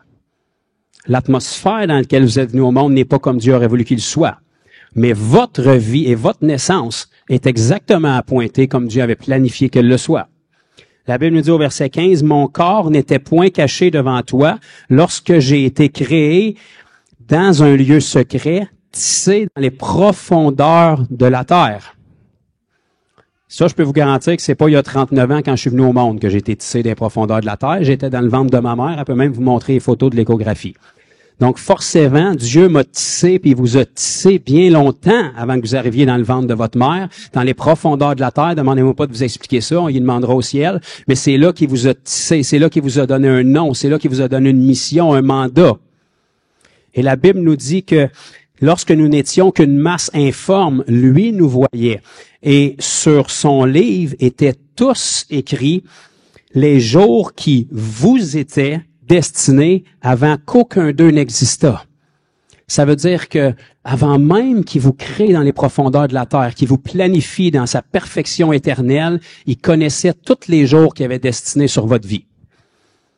Maintenant, soyez conscients que tous les jours que vous avez vécu avant de rencontrer Jésus, c'est pas lui qui avait écrit ça, puis ça, c'était pas son livre. Parce que vous faisiez pas partie de son livre.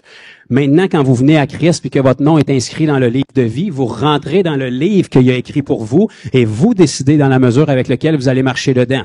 Ça veut dire que toute votre vie est tracée puis écrite d'avance. Il n'y a pas de surprise, il n'y a pas d'imprévu. Vous n'êtes pas un accident de parcours. Même si maman était la plus belle dans le bar ce soir-là quand papa avait envie, c'est pas réellement qui vous êtes. Ça, c'est la façon dont vous êtes arrivé ici-bas avec votre corps charnel. Mais spirituellement, vous étiez appointé pour ce moment-là spécifique et votre vie était écrite dans le livre de Dieu. Maintenant, ça veut dire que si on a une destinée incroyable et que notre vie est déjà écrite, on peut dire que c'est arrangé avec le gars des vues parce que le même qui vit en nous, qui nous pousse à faire les choses, c'est le même qui a écrit l'histoire et qui est déjà rendu à la fin pour nous accueillir. Fait que ça, malheureusement, pour vous puis moi, on ne sait pas ce qu'il y a d'écrit dans ce livre-là. C'est un mystère pour nous. Mais ça tombe bien parce que la Bible nous dit que l'Esprit qui est en nous intercède des mystères sur notre vie. Fait que qu'est-ce qui se passe? C'est que l'Esprit de Dieu, qui est Dieu lui-même, qui a écrit la destinée de votre vie avant même que vous existiez, maintenant, il scanne ça au ciel. Où est-ce que vous êtes rendu en ce jour, telle année, tel endroit où vous êtes? Vous êtes rendu où dans l'accomplissement du livre que le Seigneur a écrit sur votre vie? Bon. Par exemple, ma sœur Julie, elle est rendue là en ce moment, puis dans son livre, les prochaines pages, c'est ça. C'est les œuvres qui sont écrites sur sa vie qui sont pas encore accomplies. Parfait. Il appelle ses anges. Oui. Toi, tu es un esprit que j'ai créé, envoyé par Dieu, pour exercer un ministère en faveur de ceux qui doivent hériter le salut. Ça, c'est Julie. Fait qu'il dit Raphaël ou Michaël ou peu importe, ça finit par elle tout le temps. Regarde ici, Julie est là en ce moment. Regarde ce qui est écrit là. Prends des notes. Merci, merveilleux. Va maintenant. Fait que là, l'ange y part. Julie est dans sa chambre, elle est en train de parler en langue. Parce que j'ai dit de faire ça, puis elle dit, ben écoute, je vais l'essayer. Comme ça, je vais pouvoir dire à Joe qu'il a tort si c'est pas vrai. Fait que là, elle parle en langue. Son tapis de chambre est tout mouillé, peinture frise dans le coin des murs. Sa tête, il dit, tu perds ton temps, t'en fais trop, c'est pas nécessaire, t'es dans les œuvres. Pendant ce temps-là, l'ange, lui, il a lu le livre de Julie, puis il est en train de préparer son lendemain. Parce que les autres non plus sont pas restreints par le temps, sont envoyés par le Seigneur. Tes esprits au service de Dieu, envoyés par Dieu pour exercer un ministère en votre faveur. Fait que lui, il s'en va déjà dans son lendemain, puis les obstacles qui étaient déjà préparés là, il regarde les obstacles qui sont préparés, il regarde le livre, ça marche pas, faut que ça coordonne, fait qu'on va tasser les obstacles comme ça. Le lendemain matin, Julie, elle se lève, plutôt d'aller regarder la température qu'il fait dehors, elle s'en va, puis en passant sur son ordinateur, elle accroche le piton, ça rouvre sur son Facebook, puis le premier post Facebook qui passe, c'est la révélation qu'elle attendait depuis une semaine, qu'elle criait à Dieu, savoir c'est quoi la réponse à ça, tu me donnes-tu une confirmation, Seigneur, est-ce que tu m'entends? Puis là, elle pense que c'est un heureux hasard.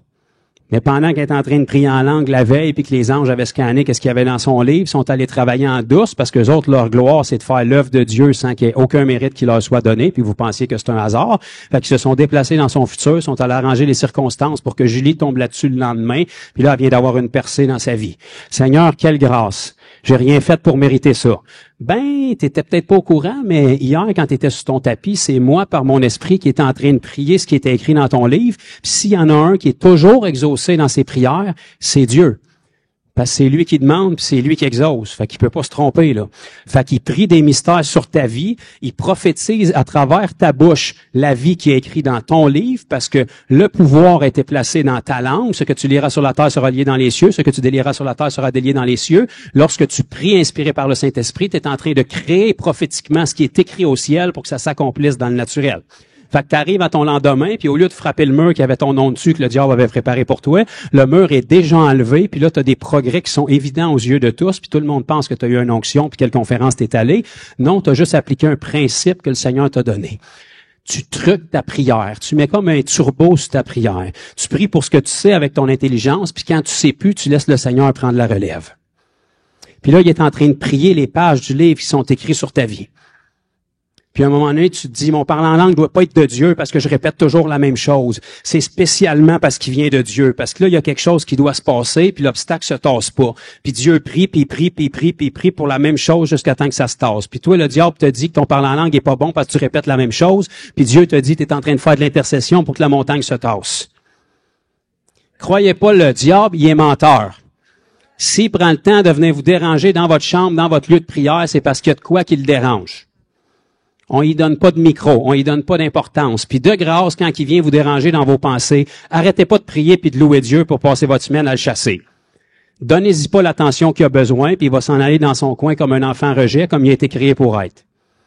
Fixez vos yeux sur le Seigneur, puis laissez-vous pas déranger par des banalités que le diable va vous offrir.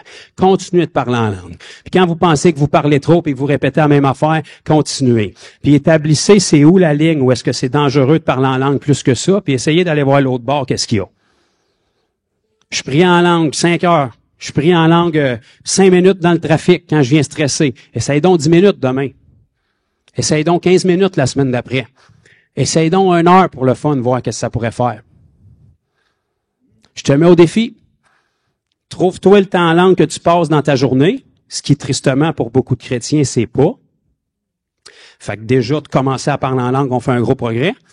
Prends ce temps-là, puis augmente-le d'1 minute par jour. Ça, c'est 60 secondes. Ça veut dire skip un scroll sur ton feed Instagram, puis tu viens de gagner ta minute. Parle en langue. Fait que si tu commences maintenant, dans 7 jours à la fin de ta semaine, tu vas être rendu à 7 minutes en langue. C'est plus que dans les 10 dernières années de ta vie chrétienne, bien souvent. Puis la semaine d'après, tu vas être rendu à 14 minutes, puis à la fin de ton mois, tu vas avoir quasiment plus de prières en langue qu'en français. Puis je te mets au défi de me dire qu'est-ce que ça va faire dans ta vie. Je te mets au défi de venir me dire, je sais pas qu'est-ce qui se passe. On dirait que tout est favorable. Je dois être dans une année de grâce tout d'un coup. Je pense que quelqu'un prie en ma faveur. Je pense que c'est la réunion que je t'allais là 1 mois. J'ai failli tomber à terre. J'ai été comme chambranlant. Puis d'après moi, c'est parce qu'il y avait une onction spéciale. Le ciel était ouvert ce matin-là. Ça fait 2000 ans qu'il est ouvert, le ciel. C'est toi qui décides que tu veux pas te tirer dessus. Mais les anges montent et descendent comme dans la vision que Jacob a eue parce qu'il y a un accès qui est ouvert. On a accès au trône de la grâce en permanence. Puis celui qui est assis sur le trône, il est aussi assis sur le trône de ton cœur. Puis si tu lui permets d'être assis dans le trône de tes pensées, puis tu le laisses intercéder favorablement en ta faveur, d'après moi, les choses vont bien aller pour toi. D'après moi, tu vas avoir une solution pour chaque problème, au lieu d'être comme la majorité de l'Église moderne qui a un problème pour chaque solution. Il y a des chrétiens, c'est épouvantable, tu peux les arriver avec n'importe quelle bonne nouvelle, ils vont trouver le moyen de t'en mettre une mauvaise par-dessus. Seigneur, viens de guérir cette personne-là à travers mes mains. Ouais, mais t'es sûr c'était le Seigneur?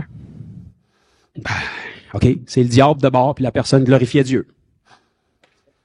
Seigneur, viens de guérir cette personne-là, était touchée, elle pleurait. Ouais, mais elle va aller en enfer pareil, si elle n'est pas sauvée. Ah, merci. On va aller y redonner sa maladie. Cette personne-là vient de venir au Seigneur. Ah, c'est beau de voir les jeunes, ils sont tous en feu, hein, mais dans une couple d'années, tu vas voir. Tu sais, on devrait peut-être être positif, puis avoir un peu d'espoir, puis de foi dans nos paroles. T'as pas besoin d'être négatif, le diable va l'être pour toi, puis le monde aussi, là. Le Seigneur a que des bonnes paroles à donner à ton égard. Il est pas venu pour juger le monde, il est venu pour sauver le monde.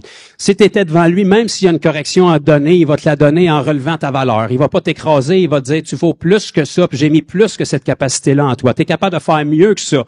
Appuie-toi sur moi, relève-toi, puis ça me dérange pas combien de fois que tu tombes. Quand tu tombes, tombe vers moi. Puis on va y arriver, parce que quand je suis venu te sauver, tes erreurs faisaient déjà partie de l'équation, puis la réponse va être la même. Si tu mets de l'obéissance dans ta marche avec Christ, peu importe les erreurs qu'il y a en chemin, la solution puis l'aboutissement va être la même. Parce qu'il y avait déjà une portion d'erreur dans l'équation quand le Seigneur t'a appelé. Il savait déjà qu'est-ce qui arriverait. Puis il t'a sauvé pareil, malgré tes faiblesses, malgré tes manquements. Est-ce qu'il veut que tu te serves de ça comme excuse pour vivre une vie charnelle dans le péché? Non. Il veut un cœur consacré, puis peu importe combien de fois que tu tombes, s'il y a une affaire que je ferai jamais, si une de mes filles tombe en courant vers moi, c'est de rire d'elle, puis il dit, t'es un hypocrite, c'est pas marché, hein? La Bible dit, si donc méchant comme vous l'êtes, vous savez donner de bonnes choses à vos enfants, à combien plus forte raison votre Père qui est dans les cieux veut-il pas le mieux pour vous? Ton enfant qui joue au hockey, même s'il tire 6 pieds à côté du but, t'es vraiment content, tu vas l'applaudir pareil, parce que ce que tu veux, c'est pas qu'il la mette dans le but, c'est qu'il soit heureux, c'est qu'il se sente épanoui, c'est qu'il sache que ses parents sont fiers de lui. Pensez-vous qu'on a appris ça tout seul ou que ça vient de notre Père Céleste? Il veut la même chose pour nous. Puis si on le laisse prier favorablement pour nous à travers ces langues-là, on va commencer à avoir des percées dans notre vie. Puis ça me dérange pas comment ta journée était mauvaise, puis que quand t'arrives pour prier, t'es oppressé, puis que là, tu te souviens plus des références dans la Bible pour combattre spirituellement. Pars en langue. Je te mets au défi, 5 minutes, 10 minutes. Ça te tente plus, tu sais pas quoi dire, tu as l'impression que tu répètes. Merveilleux, répète. Je te mets au défi, 5 minutes, 10 minutes que tu vas rester dans ta chair. Ton cœur va commencer à t'attendrir, les larmes vont commencer à couler. Au bout de 10-15 minutes, tu vas te mettre à prier pour des amis du primaire que tu n'as pas vu depuis 20 ans. Tu vas dire, Seigneur, c'est quoi cette affaire-là? Pourquoi il est dans mes pensées? Tu viens de le prier en langue, voilà 10 minutes. Tu savais juste pas qu'est-ce que tu disais. Mais le Saint-Esprit intercédait en ta faveur puis en faveur des autres. Parce que tu peux pas prier pour lui, tu le sais pas. Mais il traverse une épreuve en ce moment, puis je vais le mettre sur ta route dans une semaine, puis je veux que tu sois prêt, puis je veux que tu aies préparé son cœur, puis je veux que tu aies prié pour lui. Fait que t'es pas en train de perdre ton temps, puis t'es pas en train de faire des BA dans ta chambre quand tu parles en langue. T'es en train de t'édifier toi-même. T'es en train d'accélérer le processus du livre qui est écrit sur ta vie pour que ça s'accomplisse promptement. Puis que les gens regardent à ta vie puis ils disent, mais à qui t'es allé? C'est quelle conférence? C'est quoi ta couverture spirituelle pour que tu aies des progrès évidents? Pourquoi tu n'as jamais de problème? D'après moi, tu es dans le déni. D'après moi, tu caches quelque chose. On a tous des squelettes dans notre placard, mon frère. Faut être humble, il faut être capable de dire les vraies choses. Viens m'aider à les trouver, parce que je vais bien. Puis je vais pas bien parce que je suis bon. Je vais bien parce que le Seigneur est merveilleux. Il fait le ménage dans mes placards parce que j'y permets de prier dans ma vie. En fait, le seul temps où est-ce que je vous parle en français, c'est ici quand j'ai un micro dans les mains parce que le reste de ma vie est en langue. Parce que je fais confiance que le Seigneur sait beaucoup mieux que moi ce dont j'ai besoin. Puis je le laisse prier. La Bible nous dit dans 1 Corinthiens, on va retourner rapidement, et chapitre 14, où est-ce qu'on était? Je voulais aller au moins une fois dans l'Ancien pour être comme un prédicateur équilibré. Alléluia. 1 Corinthiens, chapitre 14, et le verset 2, ça nous dit, en effet, celui qui parle en langue ne parle pas aux hommes, mais à Dieu, car personne ne le comprend, et c'est en esprit qu'il dit des mystères sur votre vie. Enlevez le mot mystère, puis écrivez qu'il est en train de prier le livre de sa vie. C'est ça les mystères qu'il y a sur notre vie. Le verset 4, celui qui parle en langue s'édifie lui-même. Celui qui prophétise édifie l'Église. Qu'est-ce qu'il y a comme différence entre les deux? Quand vous parlez en langue, il y a seulement Dieu qui comprend, c'est pour vous-même. Dès le moment que c'est interprété ou que vous prophétisez, c'est toute l'Église qui entend la voix de Dieu. C'est la seule différence. L'effet est le même, c'est juste qu'il est pour plus qu'une personne. Dans Jude, et ça c'est un livre mythique, faut pas que tu ailles trop vite parce que tu vas le sauter. Merci Seigneur qu'il l'ait mis là, parce qu'il nous apprend des beaux détails, juste avant de tomber dans l'Apocalypse en plus. Jude. On va aller dans le chapitre 1, parce que c'est ça. Jude, qui était un des frères du Seigneur. Excusez-moi pour ceux qui pensaient que Marie était vierge encore, là, mais Jésus avait 4 frères qui nous sont nommés dans la parole et des sœurs. Jude en était un, Jacques en était un, qui croyait pas en Jésus durant son ministère, mais de toute évidence, Jacques nous a écrit un épître, puis Jude nous a écrit un chapitre. Fait que forcément, ils se sont convertis en cours de route. Jude va nous dire ici, va-tu nous le dire? Je pense qu'il va nous le dire. Au verset 20-21. Pour vous, bien-aimés, vous édifiant vous-même sur votre très sainte foi. Remarquez que c'est écrit vous édifiant vous-même. C'est pas écrit que le Seigneur va vous édifier, que le voisin va vous édifier, que le pasteur va vous édifier. Vous édifiant vous-même sur votre très sainte foi. Le Seigneur a pourvu la foi et te l'a donné. Gère ta foi. Il fera pas avec ta foi ce que tu veux pas qu'il fasse. Il va faire avec ce que toi tu désires. Bien-aimés, vous édifiant vous-même sur votre très sainte foi en priant par le Saint-Esprit. Ça semble être une bonne clé. Là, je sais déjà qu'il y en a qui vont dire prier par le Saint-Esprit. Ça veut pas dire prier en langue, ça veut dire prier dans ta langue à toi, comme le français, mais inspiré par le Saint-Esprit. Pourtant, la Bible nous dit dans 1 Corinthiens chapitre 14, que ferai-je donc, frère? Je prierai avec mon intelligence, en français, et je prierai aussi en esprit. Fait que c'est pas avec ton intelligence, ça. Je chanterai avec mon intelligence, comme qu'on a fait ce matin, et je chanterai en esprit. Ça veut dire qu'il y a une distinction entre les deux. Donc, quand la Bible parle de prier et de chanter en esprit, c'est pas dans la langue que tu connais, c'est pas avec ton intelligence, c'est en langue. Jude disait pour vous, mes frères bien-aimés, vous édifiant vous-même sur votre très sainte foi en priant par le Saint-Esprit.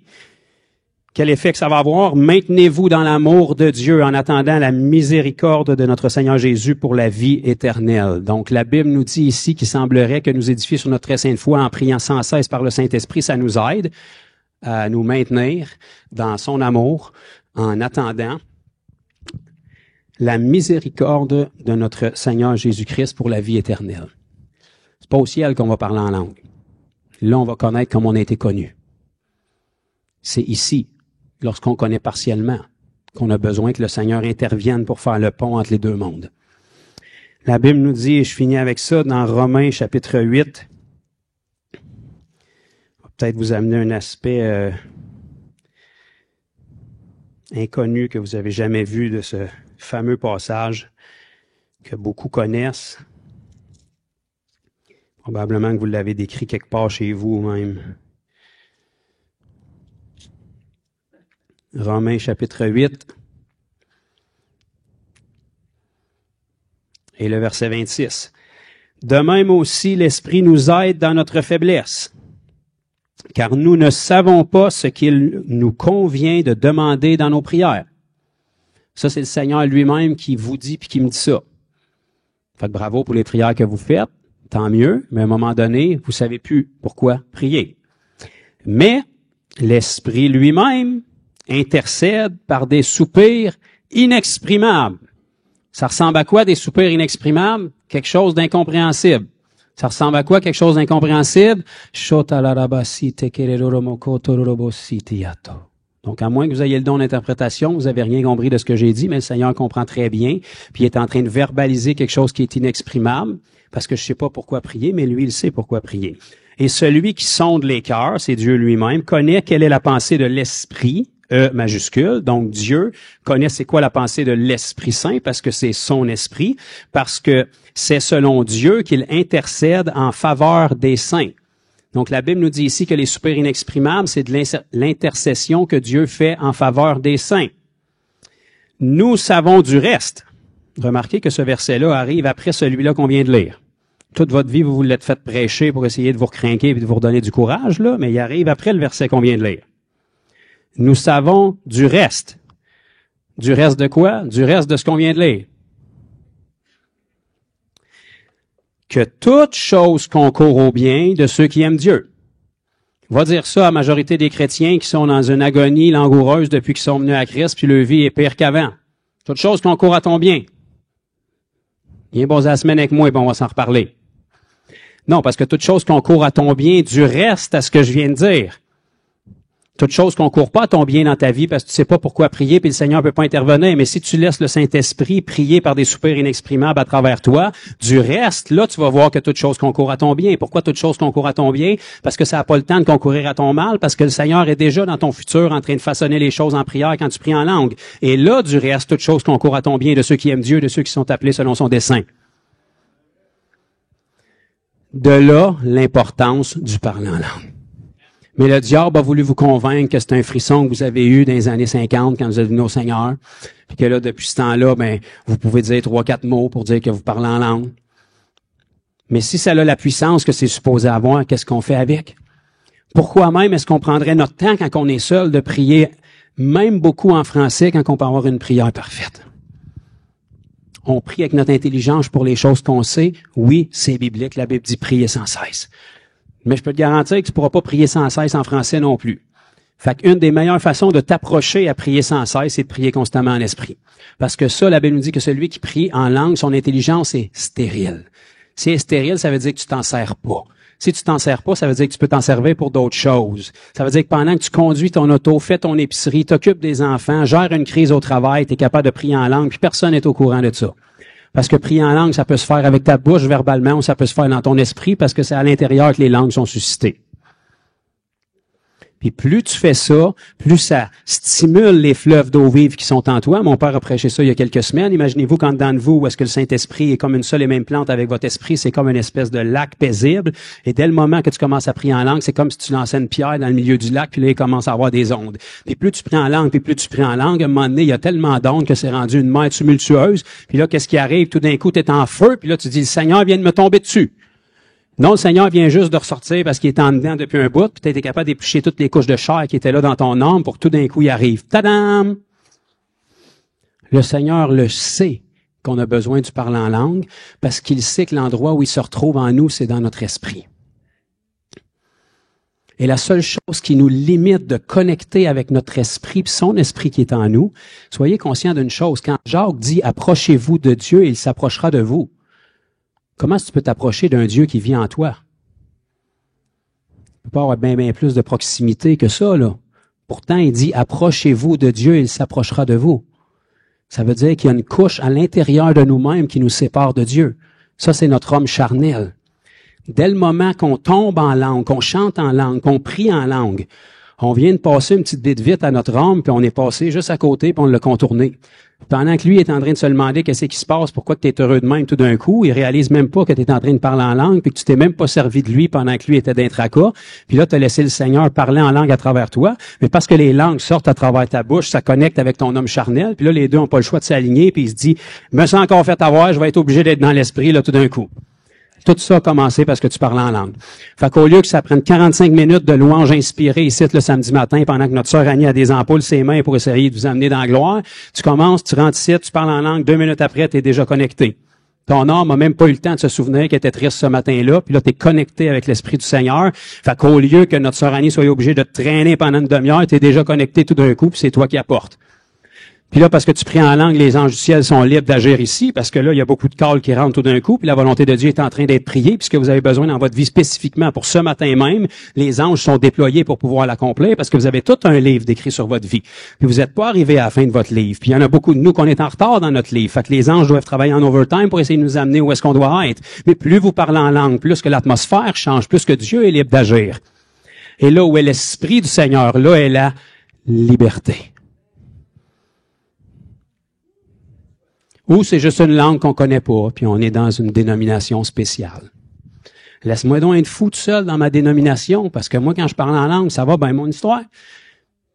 Puis c'est drôle, quand ça va mal dans ta vie, c'est le fou qui parle en langue que tu appelles, par exemple. Puis même s'il est pris pour toi en langue, là, t'es touché pareil. Fait que ça te tente-tu peut-être d'ouvrir un peu ta perspective, puis d'essayer la Bible pour le fun? T'as coup que ça marcherait pour toi. T'as peur de quoi, dans le fond? T'as peur d'avoir tort? Ou t'as peur que ça marche pour vrai? C'est l'opportunité que le Seigneur nous offre. Il nous offre instantanément d'éliminer la seule partie de nous qui est un obstacle de connecter avec lui. Notre tête et notre âme. Quand tu parles en langue, c'est instantané. T'as pas besoin de te mettre dedans. Ça va prendre du temps, des fois, avant que tes émotions se mettent dedans. Mais c'est instantané. T'élimines la seule barrière qu'il y a entre toi et Dieu qui te retarde de ressentir sa présence, qui te retarde d'accomplir sa destinée. Instantanément. Puis le diable se dit, « Ah non, pas encore, que c'est qui dit? » Parce que le diable n'est pas omniscient. C'est pas Dieu. C'est un ange qui a perdu sa dignité, duquel tout le monde va le ridiculiser dans le lac de feu et de soufre pour l'éternité. La Bible nous dit que les gens vont regarder au diable et vont dire, « C'est lui qui faisait trembler le monde entier. » Ça. Tu sais, quand tu es assez loser que tu as besoin de prendre un serpent pour parler, ça va pas bien trop ton affaire, là. Ça. Puis nous autres, on va lui donner un micro dans notre vie. Tu es un hypocrite, même si tu parles en langue. Regarde où est-ce qu'ils sont tes pensées. C'est justement pour ça que je parle en langue. Merci. Essaye une autre fois pour voir. Tu te souviens qu'est-ce que tu as fait? Es-tu sûr que le Seigneur t'a pardonné? Là, t'es chrétien. Regarde comment tu as parlé à ta femme cette semaine. D'après moi, il n'a pas entendu. T'es-tu sûr, là? T'es-tu sûr que t'es un hypocrite, là? D'après moi, tu tombes dans les œuvres, là. Si tu pries, c'est parce que t'es condamné. Continue, Satan. Tu me motives. Penses-tu qu'il va passer la semaine sur ton dos si tu fais ça? Let's go. Tu me donnes de la motivation. À chaque fois que tu viens m'attaquer, je rajoute 15 minutes en langue. Come on commence. On va voir qui c'est qui va gagner. On utilise les tentations puis les oppressions du diable comme un tremplin vers Dieu. Pas pour enlever nos yeux sur Dieu puis y donner l'attention qu'il cherche à avoir. Amen.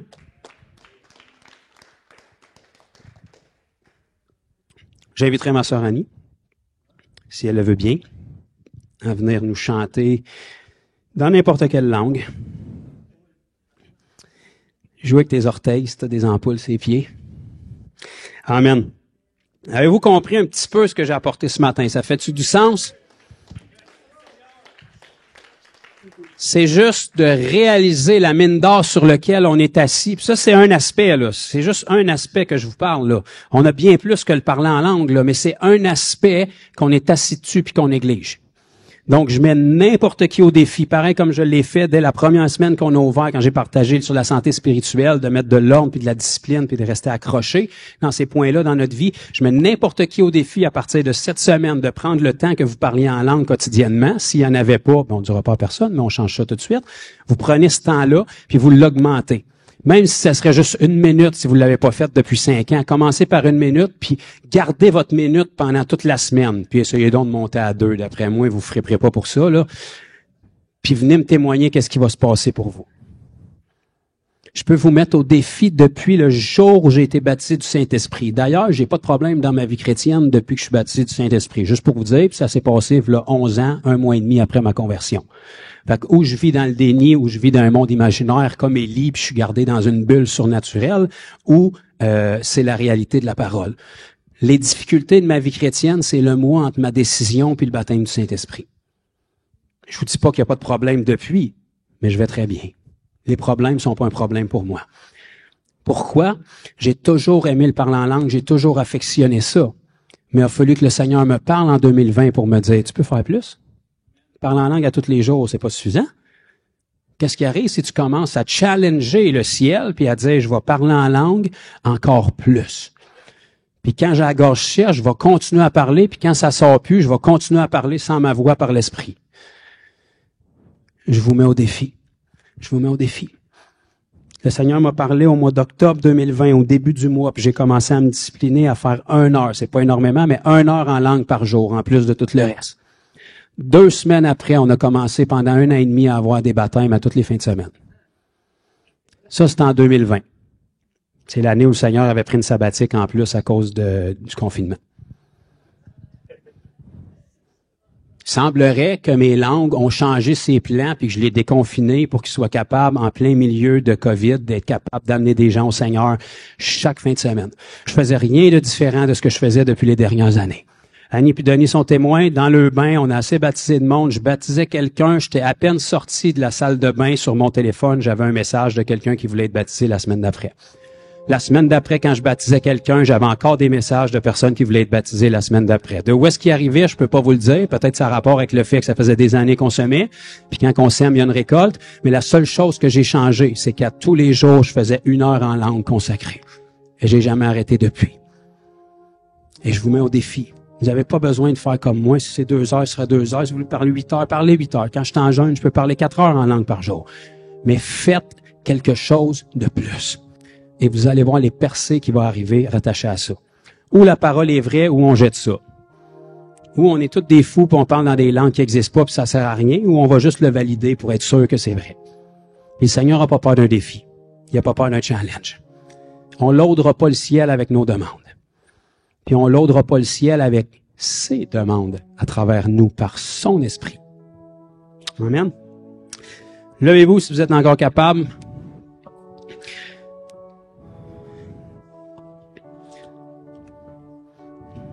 Merci Seigneur.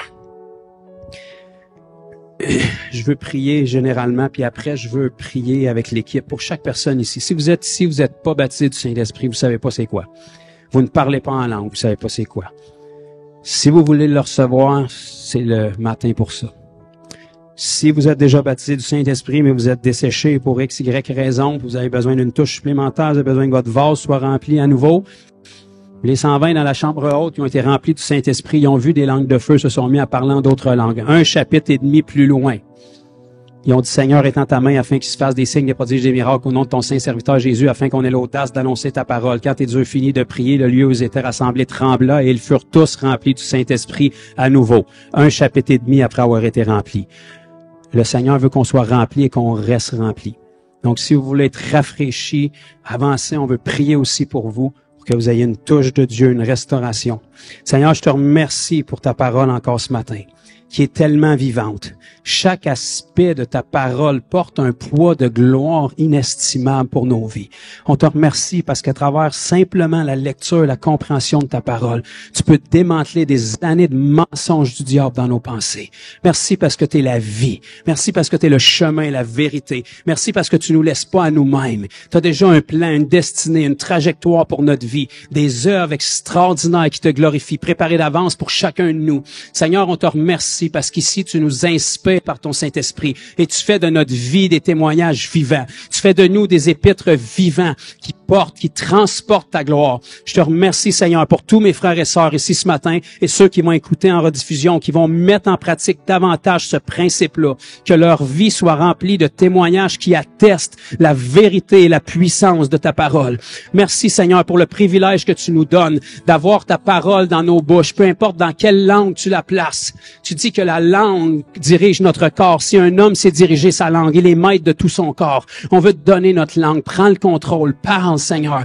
Peu importe la langue divine à travers laquelle tu le fais. On sait que tu parles à travers notre bouche, à travers notre langue. Notre corps en entier va en bénéficier. Édifie la maison spirituelle de chacun de mes frères et sœurs ici. Renouvelle les langues. Rafraîchis les langues. Donne des nouvelles langues, Seigneur. Donne un zèle, une passion nouvelle pour ces langues, Seigneur. Et je te remercie, Père, pour ton esprit qui nous rappelle toutes choses. Que lorsque mes frères et sœurs oublient, tu viens leur inspirer à nouveau, tu viens les pousser à nouveau dans ces langues célestes, Père, qui puissent connecter dans d'autres niveaux de ta gloire. Je le prie et je le déclare sur chacun de nous, Seigneur, qu'on soit un endroit, une église où est-ce qu'il y a toujours une liberté dans les langues, Seigneur, que tu puisses faire des percées divines, que tu puisses nous inspirer des chants en langue aussi, que ton esprit soit libre d'agir, Seigneur, et que chacun de nous, on marche dans une liberté, une connexion intime avec toi, Père, que toute barrière religieuse, toute idée préconçue, toute routine, toute religion, toute tradition dans les pensées qui a bloqué mes frères et sœurs jusqu'à présent. Je brise ça ce matin. Tout esprit religieux de mensonge qui veut s'opposer constamment à la parole. J'appelle une liberté dans le nom de Jésus maintenant même. Un zèle nouveau, un espoir renouvelé, Seigneur. Et qu'on puisse vraiment mettre notre bouche à ta disposition, Seigneur. Prie à travers nous. Rafraîchis-nous à nouveau. Revêtis-nous de ta puissance, de ton feu à nouveau. Qu'on puisse le sentir physiquement sur nous. Que ça puisse sortir à travers nos bouches lorsqu'on parle, Seigneur. Remplis-nous de ton Saint-Esprit et de ton feu. Fais de nous tes serviteurs qui sont des flammes de feu, qui parlent la vie, Seigneur. Et que quiconque croise notre route soit frappé par la vie que l'on porte, par l'espoir que l'on porte. Que nos yeux soient fixés sur toi. Et si nos yeux sont inondés de lumière, notre corps en entier va être dans la lumière, Seigneur. Agis parmi nous. Travaille dans les cœurs. Fais les changements de trajectoire qui doivent être faits. Aide-nous à gérer notre temps, Seigneur, pour qu'on ait cette passion de te laisser prier en langue à travers nous. Et merci, Seigneur, d'opérer le don d'interprétation aussi, qu'à travers toutes nos langues, Seigneur, tu nous révèles les choses que tu nous permets de prier pour qu'on connaisse tes perfections, pour qu'on sache comment tu es infiniment grand, comment tu te soucies de chacun de nos besoins, comment tu te soucies des besoins de notre entourage, Seigneur. Rafraîchis-nous à nouveau et garde-nous remplis. Garde-nous cette faim, cette soif de toujours désirer plus, plus, plus. Que ce soit un feu dévorant qui brûle en nous, Seigneur, et qu'on ne se satisfasse jamais de ce qu'on a. Au nom puissant de Jésus.